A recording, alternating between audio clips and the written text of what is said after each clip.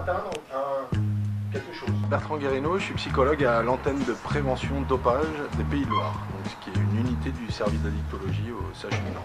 Donc Frédéric Bodino vous a demandé de venir ici pour le module santé-sécurité des éducateurs de club. Quel était un peu l'objet de votre intervention ce matin?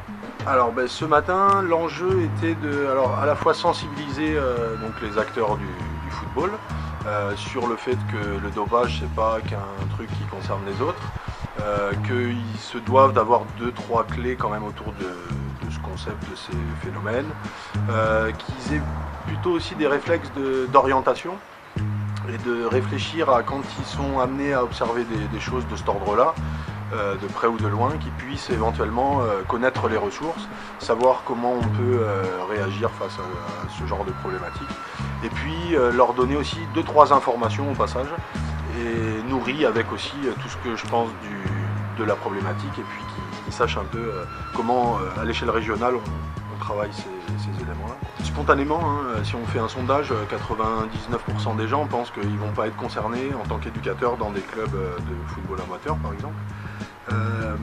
Pour autant, je pense que si on inverse le problème, des jeunes qui sont pas bien, qui sont dans des phases difficiles de leur vie, qui sont mal dans leur peau, qui ont des problématiques, on va dire, de stress, dépressives ou traumatiques liées à des épisodes de leur vie difficiles, voilà. Ça, ils vont en avoir. Donc du coup, ils vont avoir des jeunes en souffrance aussi parfois, et ils vont pas avoir toujours les clés pour les aider.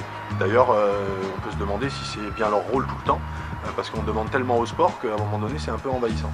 Donc là, qu'ils aient des repères sur un gamin qui va bien, a priori, il peut aussi avoir des conduites à risque.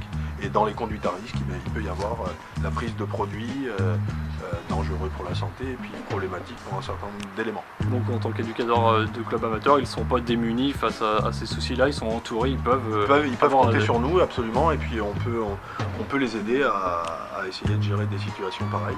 Et donc ça c'est réaliste, ça ils voient des jeunes là-dedans.